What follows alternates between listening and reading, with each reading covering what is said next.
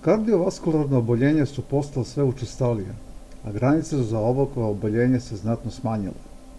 U rizičnu grupu spadaju i mlađi i stariji ljudi, nema izuzetaka. Baš zato je vrlo važno voditi računa i redovno odlaziti na kontrolu kod lekara.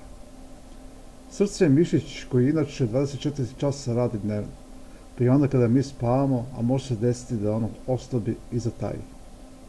Slabo srce podrazumeva da srce nije dovoljno jako da pumpa krv kroz organizam da bi obezbedilo dovoljno kiseonika svim ćelijama u organizmu. Na samom početku srce pokušava taj nedostatak da kompenzuje na nekoliko načina i to tako što se srce uveća i jače se steže da bi ispumpalo dovoljno krvi i ispunilo zahtjeve organizma. Također se povećava i broj otkucaja srca, a krvni sudovi u organizmu se sužavaju.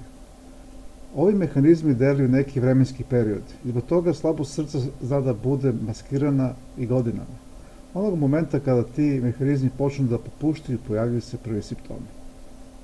Na ove simptome morate da obratite pažnju.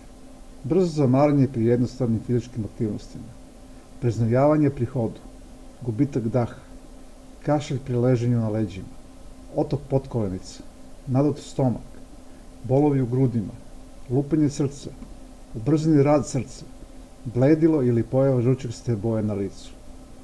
Ukoliko primetite da imate više od 2 navedena simptoma, bilo bi dobro da se javite kardiologu koji će se uputiti na dalje ispitivanje.